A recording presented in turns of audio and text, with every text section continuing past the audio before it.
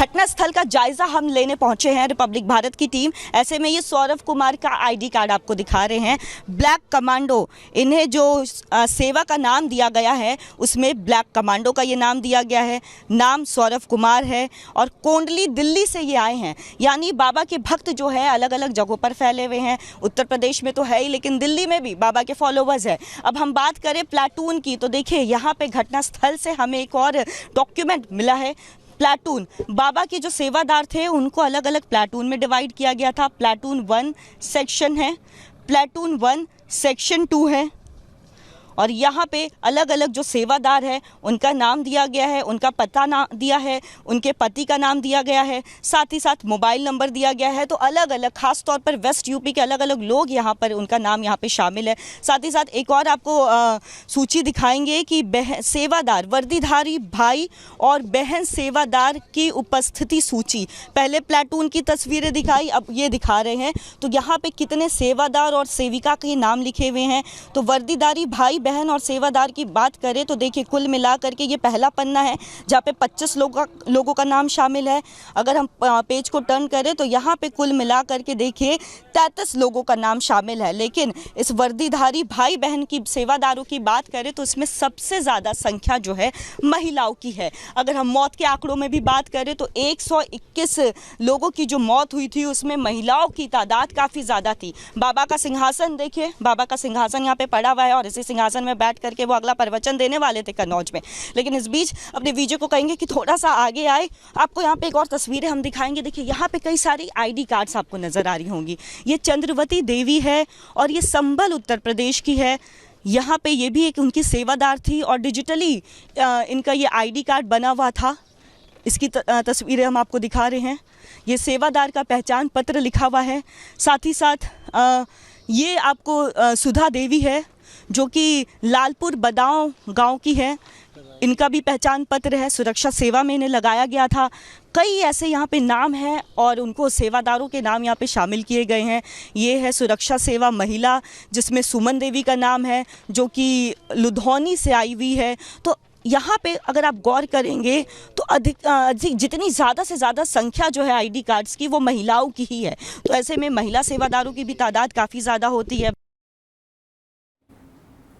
तो आपने देखा कि हमारी सहयोगी कोमल उस कैंप में वहां पर मौजूद थी और किस तरह से कैसे सेवादारों की ड्यूटी वहां पर उनको असाइन किया जाता था, डिप्लॉय किया जाता था, वो वहां पर बता रही थी। लेकिन रिपब्लिक भारत के हाथ सूरजपाल की एक डायरी भी लगी है और इस डायरी में बताया जा रहा है कि सूरजपाल के वो सारे काले चिट्ठे हैं, सारे कच्चे चिट्ठे हैं। अभी वो तमाम चीजें निकलकर सामने आनी बाकी हैं, लेकिन इसी डायरी में कहां उसे आगे सत्संग करना है, किस तरीके से करना है, उन तमाम बातों का भी ब्यौरा उसमें दिया गया था। क्या बता रहे हैं हमारे सहयोगी, दिखाते हैं इस रिपोर्ट के जरिए। 6 अगस्त 2024 यानी अगस्त का पहला मंगलवार को एक बार फिर से बाबा के सत्संग का आयोजन होने वाला था। टेंट हाउस से तस्वीरें दिखा रहे हैं जहां पे ये घटना होती है। ये टेंट हाउस है जहां से पूरे सत्संग को मैनेज किया जाता था और उसी टेंट हाउस में हमें एक डायरी मिली है। ये डायरी में देखिए बाबा के अगले कार्यक्रम का पूरा ब्यौरा लिखा है। सबसे पहले अपने वीडियो को कहूँगी थोड़ा जूम करके दिखाए कि देखिए नीचे लिखा है 6/8/2024 को बाबा के अगले सत्संग का आयोजन होने वाला था और कहाँ पे, उत्तर प्रदेश के कन्नौज में। पता कन्नौज उत्तर प्रदेश, प्रथम मंगलवार, दिनांक 6/8/2024। इसी के साथ अब आपको यहाँ पे तस्वीर दिखाएंगे कि आखिर किस तरह से टेंट बनाए जाने वाले थे। यहाँ पे सबसे बड़ा लूप होल निकल के सामने आ रहा है। पहले तो आपको दिखाएंगे कि देखिए 6 फीट ऊंची मंच बनाने वाले थे, साथ ही साथ एक सिंहासन की प्लानिंग थी।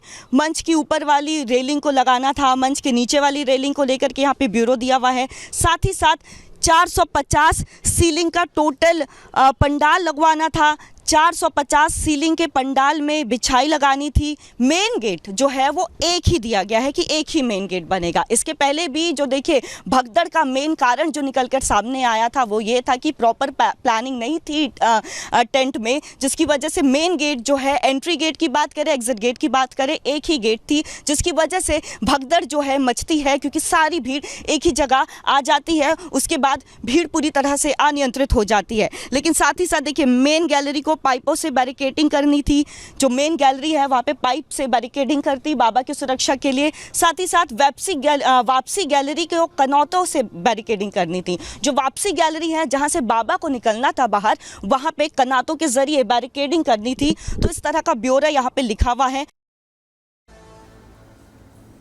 तो सुना आपने कि कोमल क्या यहाँ पर बता रही थी, उसके आगे के कार्यक्रम और किस तरीके से क्या कुछ होना है, पूरा ब्यौरा इस डायरी में बताया गया है। लेकिन साथ ही साथ क्या कह रहे हैं सूरजपाल के वकील, क्या दावा सनसनीखेज किया है, वो सिलसिलेवार तरीके से हम आपको बता रहे हैं कि वो कथित बाबा सूरजपाल, जिसके खिलाफ एक बड़ी साजिश सामने यहाँ पर आ रही है, ये कहते हुए नजर आए एपी सिंह। वो कह रहे हैं कि भीड़ पर जहरीला स्प्रे किया गया था, 15 लोगों ने भीड़ पर स्प्रे किया था। अब उन 15 लोगों की बात कर रहे हैं तो जाहिर सी बात है कि एपी सिंह उन 15 लोगों को जानते भी होंगे कि वो 15 लोग कौन है, कहां से आए हैं, किसी ने प्लांट किए थे या कैसे बीच में घुस गए। खैर, लेकिन इधर स्प्रे करने वाले के जो है वो हाफ पैंट पहने हुए थे, ये एपी सिंह कह रहे हैं। जहरीले स्प्रे से महिलाएं गिरती चली गईं, सफेद स्कॉर्पियो से भागे आरोपी, ये एपी सिंह बड़ा दावा करते हुए नजर आए। 3 लोगों ने आरोपियों को स्प्रे करते हुए देखा था।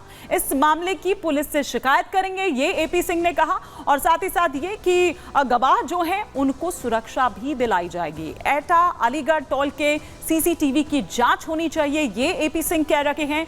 बाबा की लोकप्रियता को खत्म करने की दरअसल ये साजिश है। लेकिन इसके अलावा भी और कई बड़े दावे करते हुए एपी सिंह नजर आते हैं। और क्या कुछ इसके अलावा एपी सिंह ने कहा है, ये भी सुनिए। आप कह रहे हैं कि साजिश के तहत जो है इस घटना को अंजाम दिया गया, किस बात? ये साजिश इसलिए, ये वो डॉक्यूमेंट हैं जिसमें ये कार्यक्रम की मानव मंगल मिलन सद्भावना समागम की, देखिए ये स्टैम्प्ड है, ये मुहर लगी हुई परमिशन, और ये परमिशन के साथ ही लगा हुआ नक्शा है, नक्शा परमिशन के साथ लगाया गया। इसमें ये रास्ता जाता है एटा के लिए, ये आता है अलीगढ़ से, ठीक है। पंडाल यहाँ था, नारायण साकार हरि का मंच यहाँ बना हुआ था, नारायण साकार हरि का मंच यहाँ था, और यहाँ से ये सड़क है हाईवे के इधर यहाँ भगदड़ हुई, यहाँ महिलाएं थी, और वो भगदड़ से पहले भगदड़ कराने का माध्यम यही सा था। 15-16 युवक बहुत अच्छे मजबूत, हाफ पैंट ज़्यादातर पहने हुए थे, कुछ ब्लैक हाफ पैंट भी पहने हुए थे, ब्लैक थे। तो वो उन्होंने इस तरह से ऐसे पानी की जैसे बोतल पकड़े होते हैं, ऐसे उन्होंने स्प्रे ये पूरा करके रखा, हाथ में दबा छुपा रखा था, कोई गमछा भी पकड़े था, कोई कुछ साइज से छुपा रहे, और इसलिए कोई मास्क नहीं लगाए थे।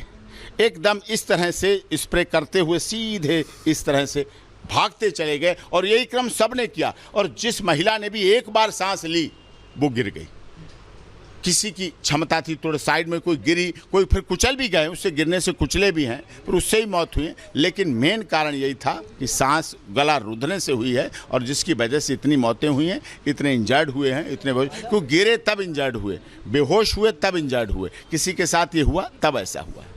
सर, कितने लोगों ने देखा है, कितने आई विटनेस जो है आपके पास पहुंचे अभी तक? हमारे पास 4 से 5 आई विटनेस हैं, जिनमें महिला भी हैं, पुरुष भी हैं। जो खुद बेहोश हुई थी उन्होंने भी बताया, जो बाद में सही हुई उन्होंने ही सही बताया कि जब हमने इधर देखा तो ऐसे और भाग रहे, उधर देखा और भाग रहे, उसी बीच में मैं गिर गई और बेहोश हो गई। तो सर, अब इस मामले में शिकायत दी जाएगी पुलिस को? हाँ, क्या SIT को और honourable high court, retired high court के जस्टिस जी की निगरानी में जो कमीशन बना है उसमें भी दूंगा, और उनको भी दूंगा, और उनके सुरक्षित रहने की भी मांग करूंगा, सुरक्षित रहें।